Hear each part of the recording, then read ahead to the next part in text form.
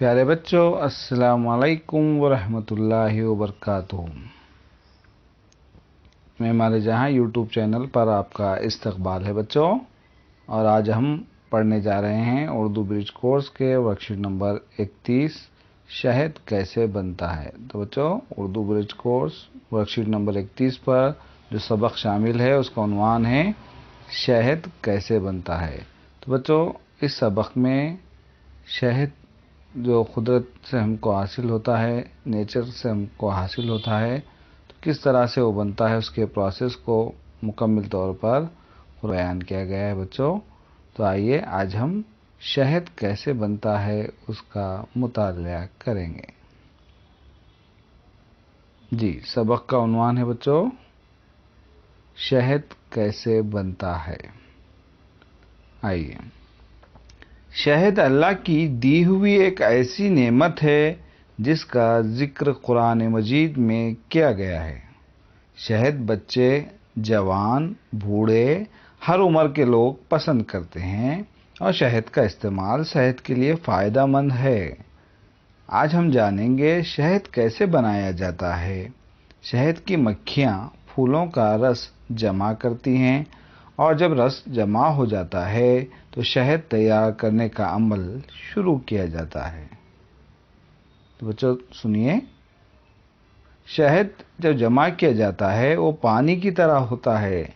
शहद तैयार करने वाली मक्खियाँ अपने परों को पंखे की तरह इस्तेमाल करके बेकार पानी को भाप की तरह उड़ा देती है। तो बच्चों, आइए सबक के दूसरे हिस्से का हम मुताला करते हैं। जी, पानी के उड़ जाने के बाद एक मीठा गाढ़ा फूलों का रस बाकी रह जाता है जिसे मक्खियाँ चूस लेती है, क्योंकि मक्खियों के मुंह में ऐसे गुदूद होते हैं जो अपने अमल से इस रस को शहद में तब्दील कर देती है।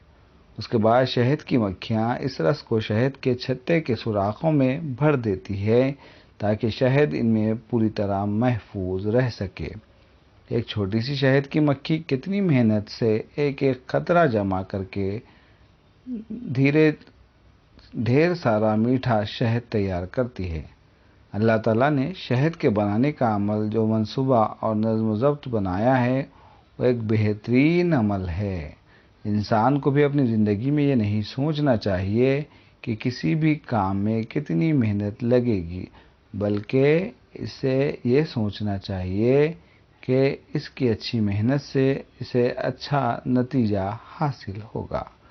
तो बच्चों के आज के सबक में आपको बताया गया कि शहद किस तरह से बनता है। तो बच्चों, अल्लाह ताला शहद जो है अल्लाह ताला की अजीम नेमत है। इसलिए अजीम नेमत है कि इसके ज़रिए से लोगों को शिफा मिलती है, सेहत मिलती है बच्चों, और ये कुदरत के ज़रिए से हमको हासिल होता है। शहद की मक्खी जो फूलों का रस चूसती है, उस रस को एक शहद के पुट्ठे में जमा करती है और फिर उस पर अपने पंखों के इस्तेमाल से जो पानी है उसको भाप की तरह जो है उड़ा देती है, और जो पानी गाढ़ा बच जाता है वो शहद कहलाता है। इसके लिए एक जो है तवील प्रोसेस है बच्चों, एक अमल है, तवील अमल है, जिसके जो है बहुत से वीडियोस आप यूट्यूब पर हैं, देख सकते हैं। तो बहरहाल अल्लाह ताला की एक नेमत है बच्चों। और सबक के आखिर में आपको इस बात का दर्स दिया गया है कि आदमी को हमेशा मेहनत करनी चाहिए, और जो मेहनत नहीं करते वो निकम्मे कहलाते हैं, काहिल कहलाते हैं, कामचोर कहलाते हैं बच्चों। और जब आदमी मेहनत करता है तो अल्लाह ताला उसकी मेहनत को रायगा नहीं करता और उसके मेहनत का कुछ ना कुछ फल निकल आता है और एक अच्छा नतीजा उसको सामने देखने को मिलता है। और बच्चों, अल्लाह ताला गाफिलों की भी मदद नहीं करता, लिहाजा हमको शऊर के साथ हर चीज़ को सोचना चाहिए, समझना चाहिए, उस पर अमल करना चाहिए बच्चों।